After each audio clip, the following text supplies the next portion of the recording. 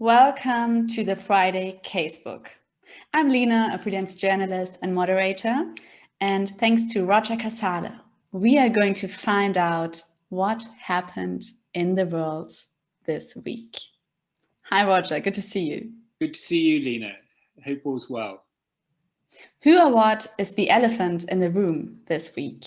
Well, in Europe, we tend to be focused on ourselves all the time, but we need to look at the wider world from time to time as well. We look to the West, but we also need to look to the East. And so I've been curious to think about what's been happening in China. And of course, the last 20 years or so, we've seen the rise of Chinese soft power, in particular Chinese boy bands, Chinese archaeologists, Chinese language schools, and a big push through the Confucius Institutes on reaching out the hand of friendship, cultural friendship. To the West, we often think about politics of China, but they've made a huge effort to engage culturally.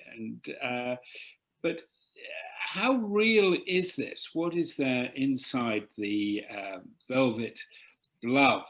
Is still there as a hand of iron, and their military and economic powers become very strong.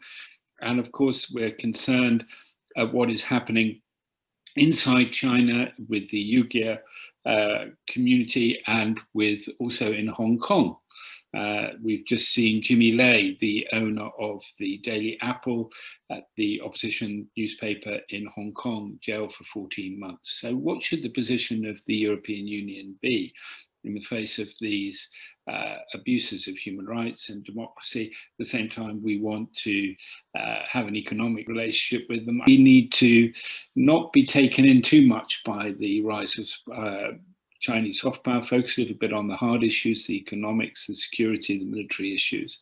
And this week, there's been a summit between Angela Merkel, the Chancellor of Germany, and Li Keqiang, the Prime Minister of China. So let's have a look at them talking to each other via Zoom. And there she is side by side on the screen with Li Keqiang. And the EU has signed an investment agreement with China, but the European Parliament will have something to say about that, as will the German Bundestag, which is holding a debate in May about human rights abuses against the Uyghur community.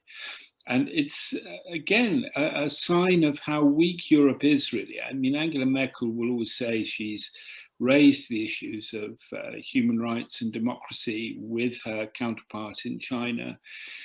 But what real power does the European Union have to influence Chinese behavior? And I think it's a sign that we really need to speak with one voice in Europe and speak very clearly. And I think we do need to be ready to impose sanctions. There have been some sanctions placed on 4 Chinese officials in the last month, and perhaps we need to go further. But what real power does the European Union have, and how can we change the European Union so that Europe can be more powerful in its dealings with China in particular, and also with Russia perhaps going forward? I think we are much weaker than we should be, not economically, but in terms of our ability to influence the behavior of other states around the world. I think Europe is still too weak. What else sparked your interest, Roger? Well, as we get towards springtime, people go out for walks more, and if you've got a bicycle, you might go out for a bicycle ride. And cycles are changing the world, particularly in Germany. Cycles are going to be the key, one of the keys to changing the way in which we live in cities. And it's incredible, really, how complex this area has become, and how important cycling is going to be in the future. And Germany has recognized this. The German government, again, has recognized this by creating 7 professorships of cycling. Not only can you cycle to university now in Germany, you can even study cycling, and obviously it's town planning and issues related to cycling when you get there. And 7 of these professorships have been created. 4 have already been given to women and 3 to men, which apparently is also cause for celebration. So this is not a kind of an issue that like some subjects that only attract one sex rather than the other. I hope that it doesn't remain just an academic subject, but it can be really, that brain power can really be put to use to transform our cities and make them more climate friendly. I really love the idea of, to entrench bicycle research and teaching. Who is on the naughty step? The naughty step this week is AstraZeneca. It's about time we put them on the naughty step. Ursula von der Leyen has finally lost her patience, and she's suing them. She's taking them to court for failing to deliver the vaccines that we need in Europe.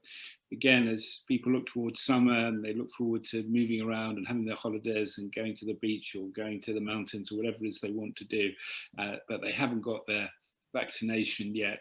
The European Union is looking around for somebody to blame, and so AstraZeneca is on the naughty step and being taken to court by the European Union. But I think it also reminds us of the weakness of the European Union, particularly in relation to coordinated healthcare. And it's a time also to think, as the Conference on the Future of Europe gets started, how important it is that we have a European health union, and we have much more clout at a European level in terms of preparing for future pandemics and getting the types of contracts with companies like AstraZeneca that can deliver vaccines to citizens in Europe and non-citizens much more quickly. It's ironic that Britain, that was so complacent about the pandemic when it first broke, and we've been hearing stories about whether or not Boris Johnson had said that bodies should pile up on the street, and yet it's the United Kingdom that is by far the country in Europe that has the highest level of vaccinations, and other European member states of the European Union are lagging far behind. Not to mention, of course, countries in other parts of the world. It's been devastating to watch what's been happening in India and in the African subcontinent. One doesn't talk about how many hundreds of thousands of vaccines there have been. One can count the number of people vaccinated in some African countries on the fingers of one hand.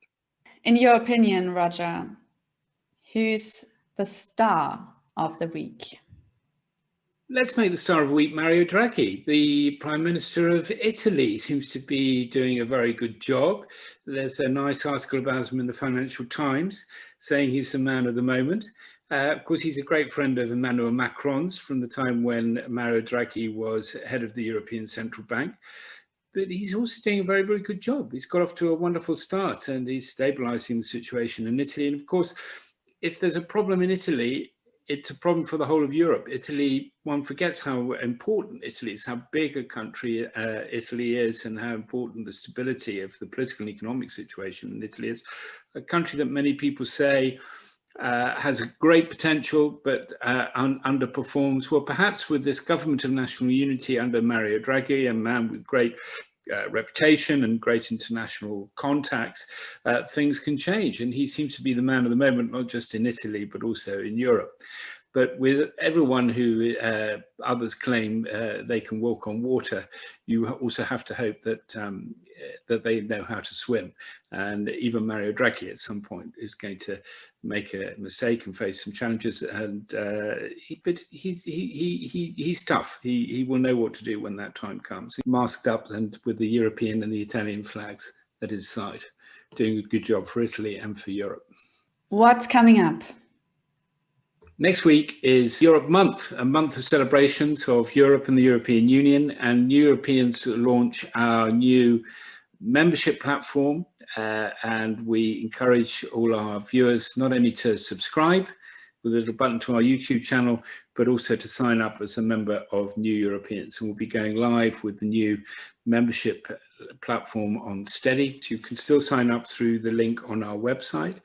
And that takes you to this page on the Steady platform, which we share with a number of pro-European organizations. And from there, you can sign up different levels of membership to support our campaigning work in Europe. Great. Thank you, Roger, for this week's Friday Casebook, and the audience. Please don't forget to subscribe. This is a great way to help our movement, to help the work of New Europeans. See you next week. See you next week.